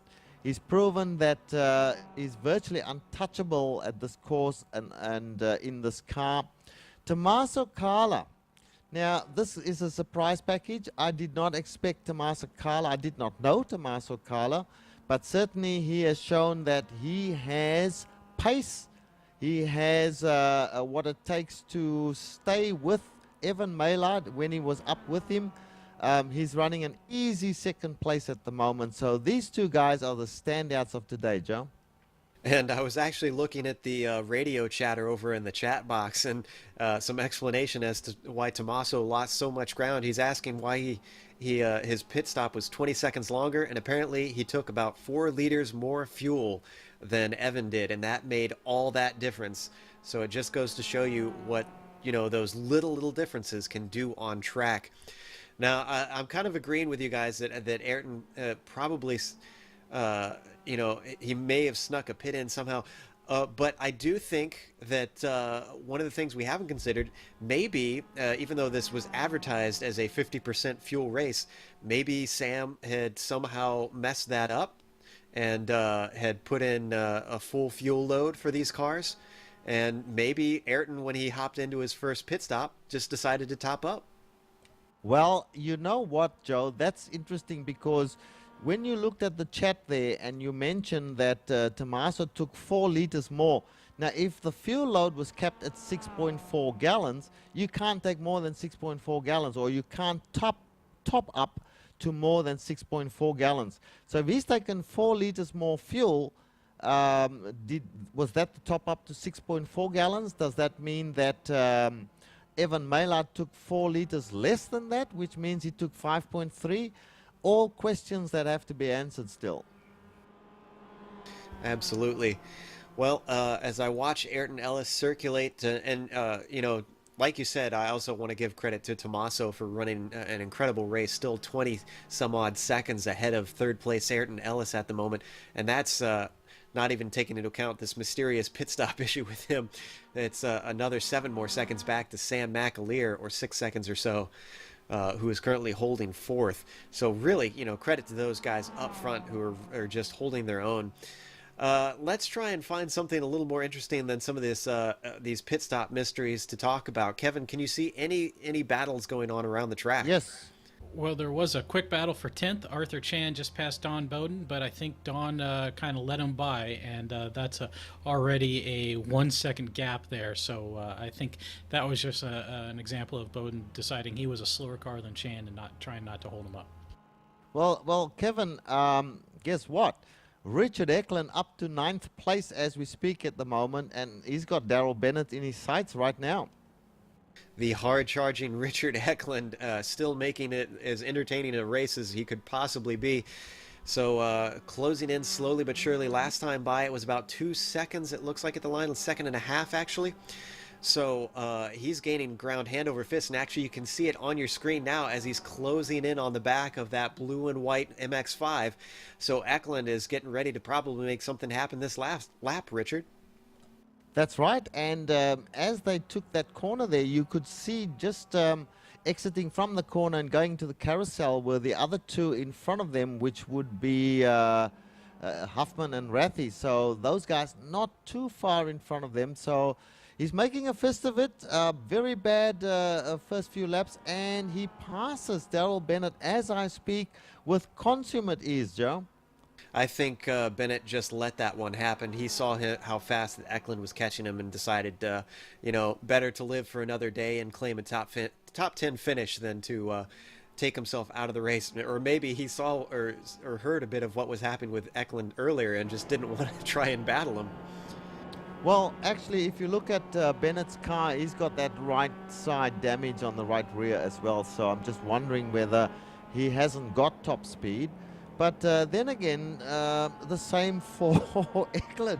Richard Eklund has got the left side damage on the rear, so he shouldn't have top speed as well. Although sometimes the car may look damaged, but is not actually damaged. But we know that Richard Eklund was involved in a number of incidents, so he must have some damage. So credit to him for pushing that car to its limits there, John. And also worth noting that Elliot Huffman has now gotten by Tom Rocci, so Elliot is up into 6th. After all that time watching that one try to boil up and become something, it snuck by our noses, but now it looks like it's not over yet as Rocci starts to close in on the back of Huffman. He wants that 6th position back. We are about 12 minutes left to go on this race, and he looks to the inside coming through turn 3, doesn't quite have it, and it looks like his momentum was ruined on the exit of it. He's still going to have the draft as he comes down the back straightaway, Richard. That's right, and he moves to the inside now to attack and then decides the better of it and pulls back in behind Elliot Huffman. A strange move that if you're going to go to the inside, go for it, I would say. But he decides maybe this is not the corner to attempt a pass. So Elliot's still in front. Tom Rathy keeping a watching brief by the looks of it at this moment, Joe. Yeah, and like I keep saying earlier, with about 12 minutes left, I think that's about 4 or 5 laps. So I think maybe Rocci is thinking, I'm not going to try and do this now. I'm not going to slow us down because Eklund, he could be looking at his F3. Eklund is closing down on them, and I'm pretty sure he's got the pace and is closing in. Yep.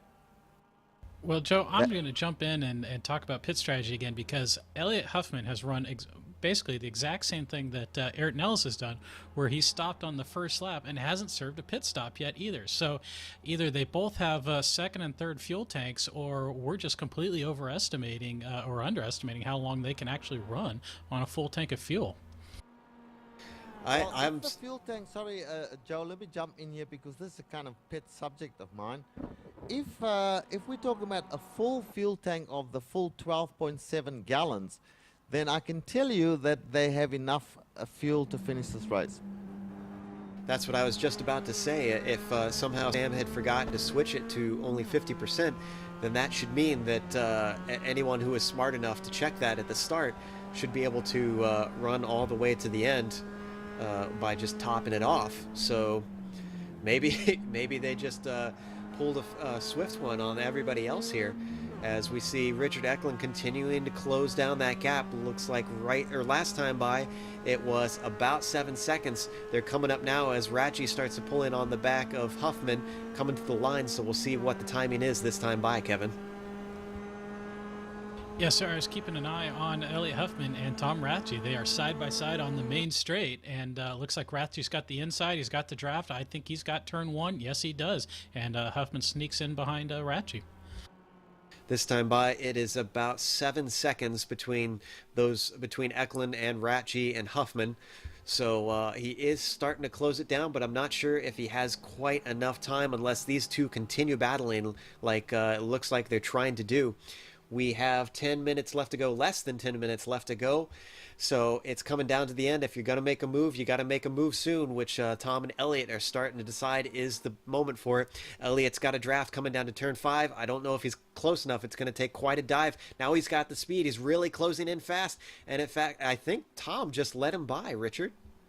Yes, and that's the same thing we saw at this very same turn 5, on the previous lap, where Tom Rathie decided, no, I'm not going to try anything silly on this corner here, because you can get caught out there, and if you spin, your race is over. You'll be losing positions pretty quick.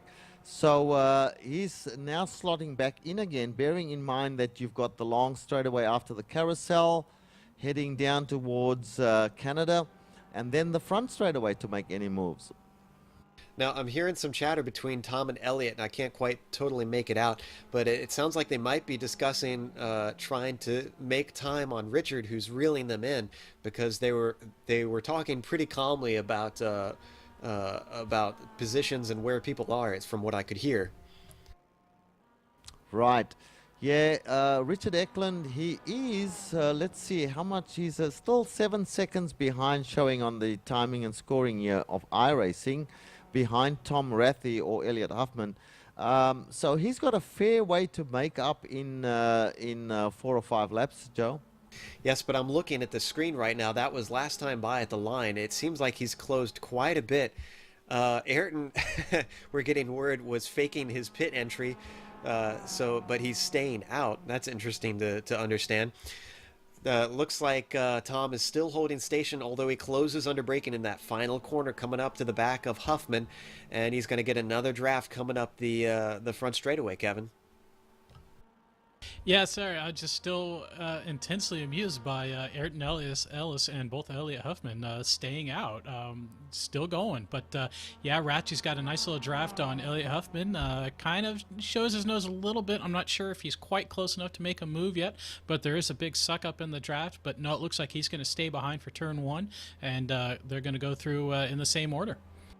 And significantly, it's actually still 7 seconds between Eklund and Ratchie, so nothing gained. But Ratchie is now on the inside of Huffman as they come towards turn 3, and he's got it cleanly as he outbrakes Huffman through the corner. But it's going to go back and swing back Huffman's way as he has the draft coming down the back straightaway, Richard.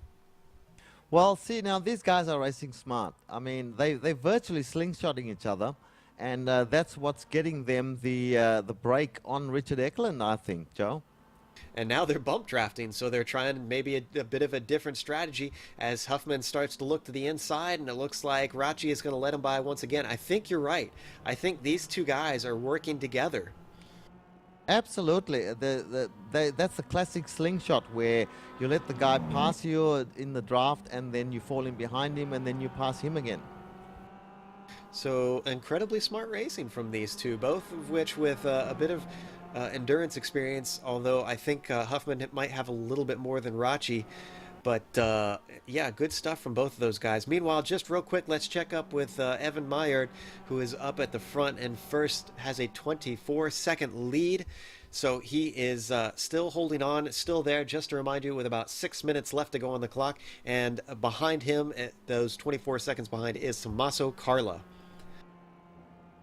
And Ayrton Ellis still in 3rd place, the Magic Man. We're going to have to call him the Magic Man from now onwards. Definitely, we'll hear the whole story after the race, but this has been an amazing run. So the fuel situation must have not been 6.4 gallons. Couldn't have been. And significantly, Sam McAleer is only 4 seconds behind Ayrton. He's not close enough to get the draft, it looks like. But this could turn into something. In fact, now it's 2 seconds. So Sam actually seems to be closing in on Ayrton, Richard. Yes, that went by a little bit unnoticed there, Joe. So he can see him now clearly as not just a little dot in the distance, but you can see also the attitude of his car. He's putting some pressure on, trying to get up there, and good on him if he does. Being the organizer of this race, I am rooting for him to hopefully get onto the podium, Joe. And Elliot and Tom are going side by side once again as, and now actually Tom backs out of it. As they're coming up on a lap car, it looks like. In front of them, that is Jocelyn, who they both give him wide. Oh, and now Tom is off. He brings it back on. He does bring it back on track, so he's just lost a bit of time, but he hasn't had any damage. So he'll have another opportunity to overtake the slower car. But now he's kind of lost touch a little bit with Elliot Huffman, so that'll change things up a bit. Now Elliot might decide, well, I haven't got my partner anymore. I might as well just get going and try and finish where I am. And Richard, that's allowed Richard Eklund to close up to within 2.5 seconds of Tom Ratchey. I was going to say, yeah, that going wide, as you saw on the replay, Tom just kind of tried to give a little bit too much room, and it bit him, unfortunately. Although he's starting to get back up on the backside of Huffman, he's just close enough to get a sniff of that draft, and it might help him get back up there. But yeah, as you said, Eklund is really starting to gain now. We've got 4 minutes left, so it's 2 laps to go, and then these guys are going to have to be, it's every man for himself. Well, you know, it never ceases to amaze me, Joe, that the closing stages of any race always dishes up some surprise. Look what happened in the race we broadcast before with the a pretty open and shut case, and then suddenly in the last lap, everybody ran out of fuel. So we can see perhaps a battle with Eklund and Rathy developing in the last couple of laps, and also McAleer and Ellis perhaps, Joe. Absolutely, and I want us to keep just a bit of an eye on Ayrton and Sam and see if anything happens. And actually, they're coming up to the line right now, so we'll get an update on that timing, see exactly where they stand. Last time by it was 3 seconds. I was off a little bit there, jumped the gun on giving the information. But Ayrton has just gone by, and now Sam has crossed the line. Let's see what it updates to. It continues to be just about 3 seconds, so maybe Ayrton saw Sam starting to come up and decided it's time to push. Yes, it looks like he has responded a bit to the pressure there from Sam McAleer. As Sam goes off of the grass a little bit there, these guys have no respect for the incident rate. I'm pretty sure when we look at the incident rate, they're going to clock up enormous numbers of 1Xs for off tracks.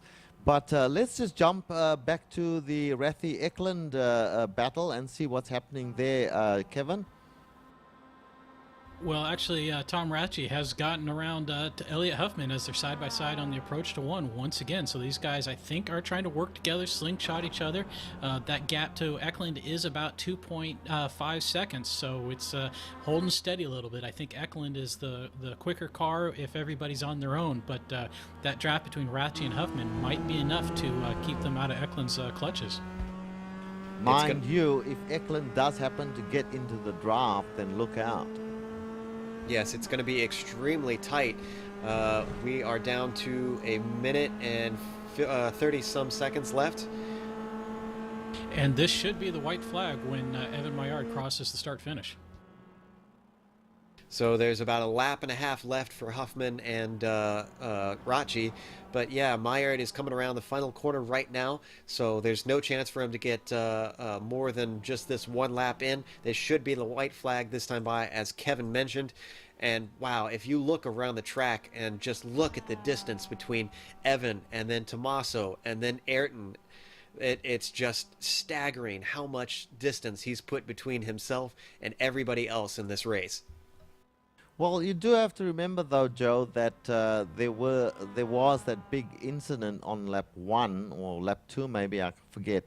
But that gave him and Tommaso the big break that they've got currently. You know, and that just brings us full circle back to what we talked about early on in the race when everyone was still battling, and Kevin's favorite phrase of attrition versus aggression. So it's you know, to finish first you must finish, you know, and these guys are just proving it that point more so. But we're not quite seeing the white flag yet in our data, but we're pretty sure this should be the case. Evan is coming down the back straight right now. Let's hop back to Huffman and Ratchey, and it looks like Huffman is still currently ahead of the two, Kevin. You called it, and we just got to point out our favorite fuel saver, Ayrton Ellis, has stayed out once again, so he must be doing something special on fuel saving. As we see Tom Ratchey close right up on Elliot Huffman on the last corner. They've got that nice run. Tom Ratchey had gained up a little bit, Richard Eklund had gained up a little bit. He's now sitting about 1 2/3 seconds behind him, but I don't think that's going to be enough. With this last lap to go, we have seen the white flag. Yeah, I don't know. He's getting pretty close to them, and he's going to start getting the draft, I think. And it looks like Tom and Huffman are going side by side. I think the gloves are off. This is going to let Eklund in if these two start fighting for position. And there's a slower car in front of them, so that might slow them up a fraction. This may end in a three-way battle. Let's hope it does, because it'll be a very, very exciting finish then. Richard, that's Stefan Overgaard, who may be running slow. Is he out of fuel? Wow, I didn't actually realize it. That is Stefan Overgaard, Kevin. So he is slowing down. He's run out of fuel. He has run out of fuel. He's slowing down very significantly now, Kevin. And now the two, Huffman and Rachi, are battling it out. Someone will have to let us know that the checkered flag is coming. They're going side by side through this corner, and now Eklund is right up with him. He's definitely going to have the draft in these last few straightaways. Where is Evan Millard? He's coming across the round, the last corner, Joe, and he's coming to the Maillard start-finish is about line. to cross the start-finish line. Thank you very much, Kevin. He's getting ready to take the checkered right now. After an hour and a half of racing, Evan Maillard wins the Yorkhill Children's Hospital charity race. Excellent stuff from him. Well run, flawless race. Tommaso Carla is coming around the final corner just now to take second. Unless something happens to his car, he's going to have that. And it looks like actually we've got a battle for third place, as Ayrton Ellis has Sam McAleer right on the back of him, so that is not over yet. Sam might just get a good run as they come to the final corner. He's going to have to take some heavy braking and a really good exit here, Richard. Well, I'll tell you what, I'm watching this. I believe possibly that I'm sorry Ayrton... Go ahead. I'm sorry to interrupt. It looks like he does have a good run. He's in the draft. It might not be enough. It's going to be down to the line. He's closing in. Is it enough momentum? Sam McAleer is going to look to the outside. He's closing in bit by bit, and that's just not enough. Less than a car length. Ayrton Ellis takes third. Joe, we have a three-way fight for fifth place between Elliot Huffman, Tom Rachi, and Richard Eklund. They are side by side through the last couple of corners. This is where it's at right now.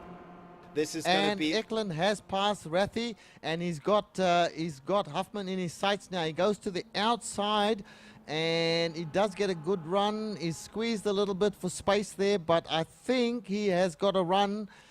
He's side by side with Huffman right now, so call the last few meters or yards there as they touch, coming to the white line. It's going to be so close. It's by inches, and who is it? I can't even tell. It looks like Eklund just by inches. Eklund just barely snuck by Huffman at the line.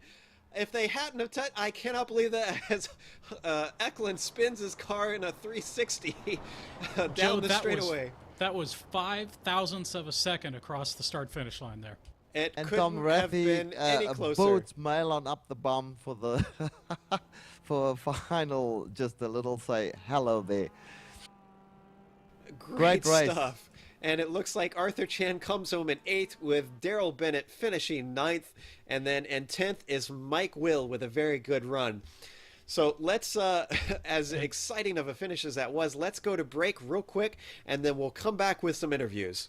Just before you do, guys, we should mention Stefan Overgaard. His car is parked, and he has not reached the start-finish line yet. Oh, just like we saw Dan Rash earlier today in the Targa Lawn Pond. Unfortunate for Stefan. That just shows you what, how important it is to get your strategy right.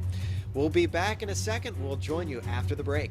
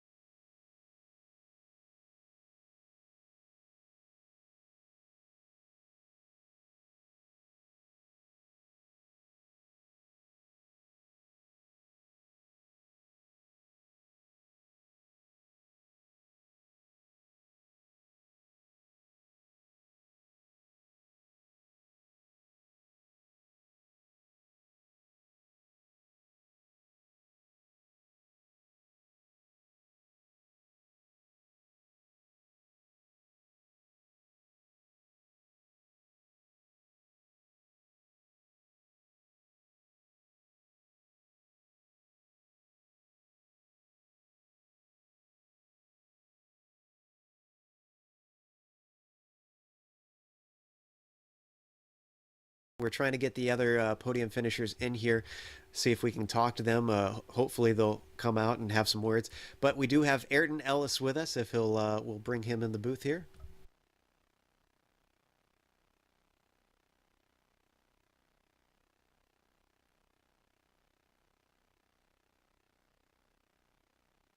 Ayrton, can you hear us?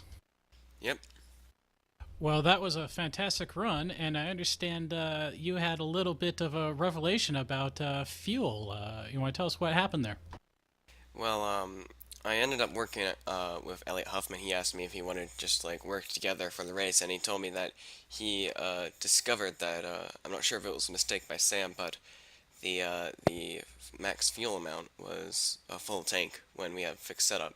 So he said, "How about we just hop into the pits after the first lap and just run from there with clean air in front of us?" And so we did that, and I just let it all cycle through, and I guess everyone else battling it out and slowed them down, and I was able to jump out in third. Yeah, well, you certainly did that, and you finished a fantastic third with Sam McAleer hot on your tails. So that must have been feeling pretty good. Yeah, I was kind of nervous about Sam because right after the pit stop, we were about the same speed. I was able to keep the distance, but as like after the 20-minute mark, he just started like a rocket. And I think his last lap was like a 39.1, and he was just driving like crazy. And like at the beginning of the last lap, there was a spun lap car in front of me, and I almost I lost about a second just from those two corners, and Sam was able to get on the rear of me, so I was quite nervous for those last laps. Yeah, that was a good finish. We definitely also got to watch you fight with Gareth Hinkling. That was a fantastic battle that the two of you had for a few laps. Yeah, that was really good. I didn't expect him to give up much of a fight, and I was surprised when he did, and it was really fun. He was doing some really good driving there. All right, well, congratulations on your podium there, Ayrton. Thanks. Well, we also have the fourth place finisher and the organizer of this event here. And Sam, can you hear me? Yes, I can hear you. Sam, it feels a bit like deja vu. But are you pretty pleased with this fourth place finish and this event? Yeah, the event was great. It was much better than I expected it to be. The rolling start really made it quite interesting. And also I'm pretty pleased with fourth as well. That was unexpected. I didn't expect to get anywhere within the top 10 there. Yeah, you did an excellent job to work your way up to the front. It's a shame you couldn't snag third from Ayrton there at the line, but it's still exciting viewing for all the people in TV land there. One last time, though, for this Yorkhill Children's Hospital charity, could you remind our viewers how they could give to that if they'd like to donate some money? Yes, if you would like to donate, which would be incredible if you were to do that, go to justgiving.com/WHCI, and any amount of money will make a big difference, so I would really appreciate it if you could do that. Awesome stuff. Thanks for talking to us today, Sam. No problem. I want to thank you guys for covering this. It was really great of you. It was our pleasure. Well, we also have Richard Eklund, who had quite a race going from front to back to front. And he had some interesting episodes all along the way. Richard, can you hear us? Yep.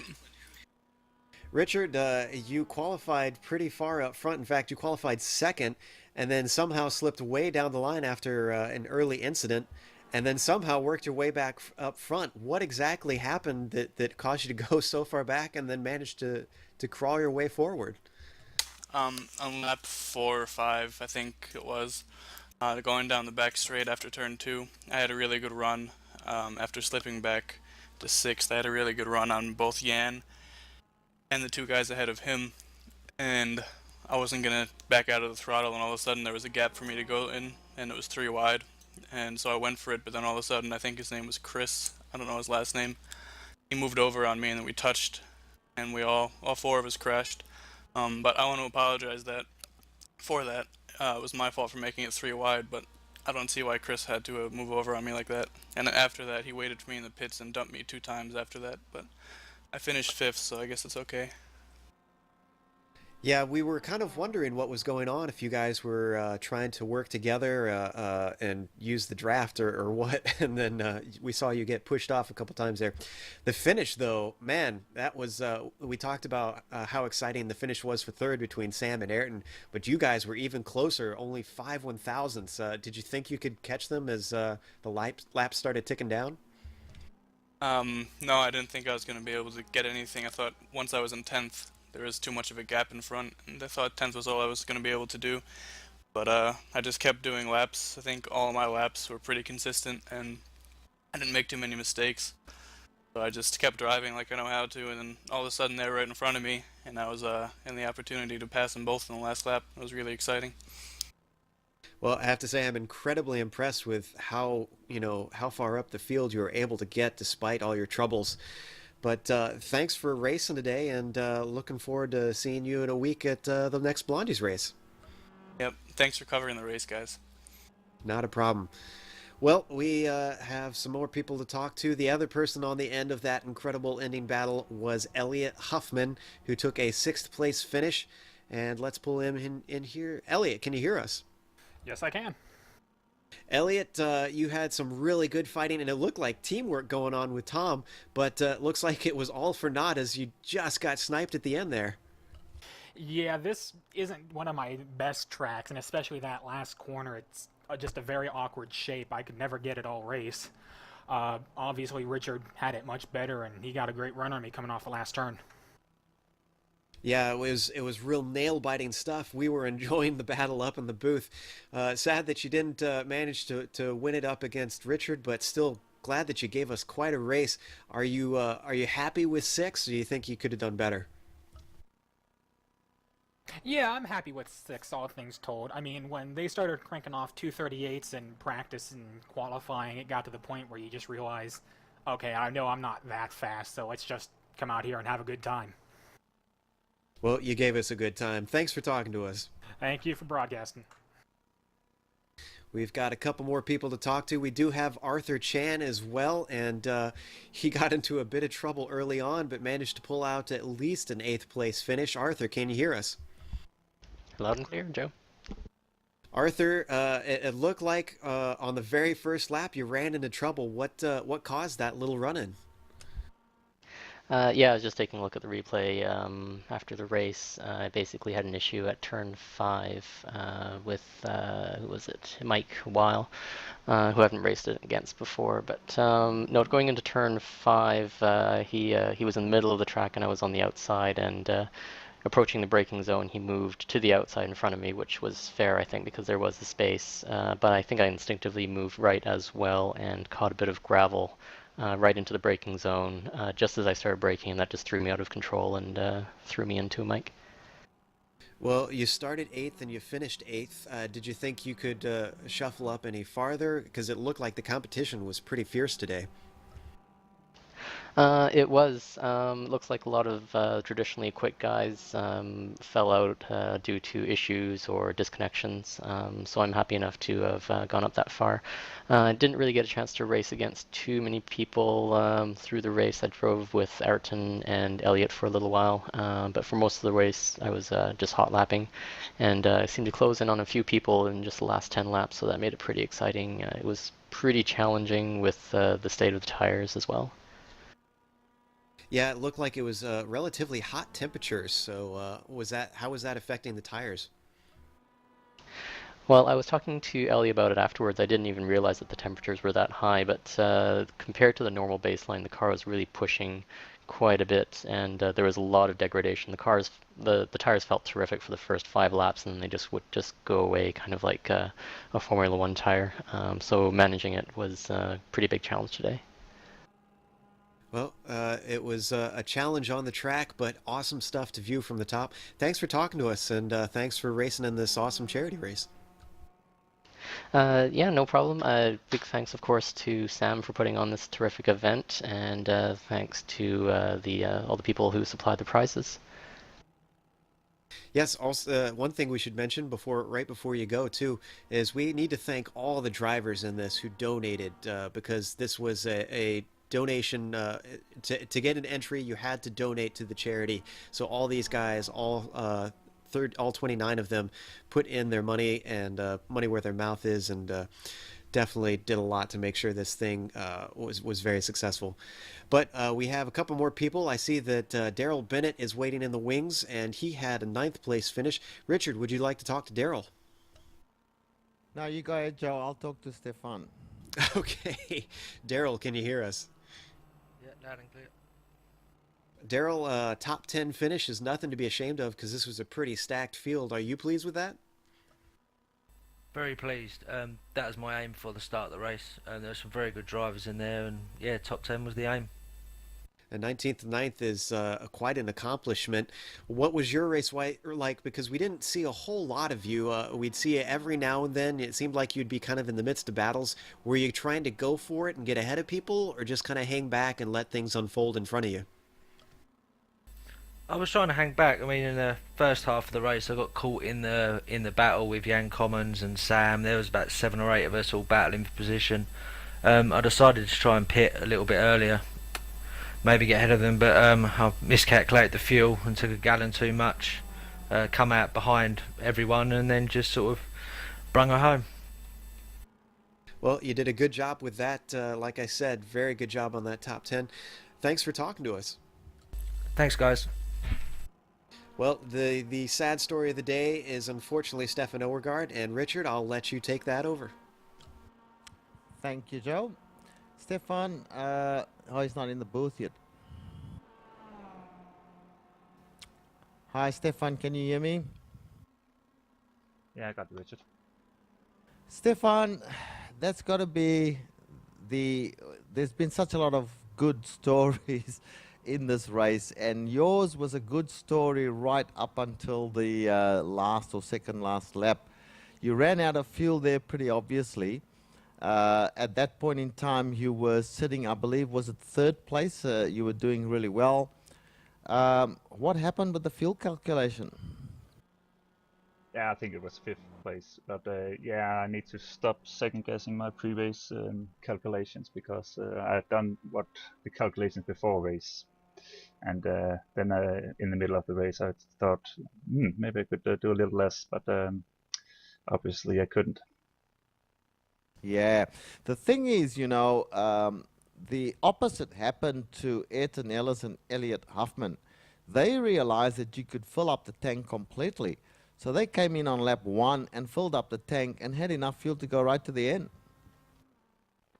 Yeah, if I'd known that, I'd probably have done that as well, because during the first stint there was really heavy battles where we lost a lot of seconds each lap just fighting out a big pack.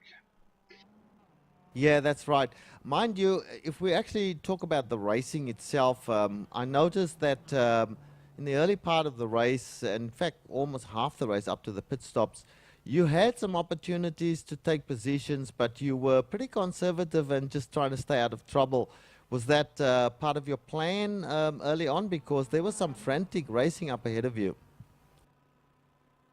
Yeah, I was trying to be a bit conservative, just avoiding the accidents, and also they did that very well, didn't have any contacts and so, but yeah. Yeah. Anyway, look, it's commiserations on that fuel thing, because your car, I don't think you had almost any incidents at all, if at all. I don't think you did.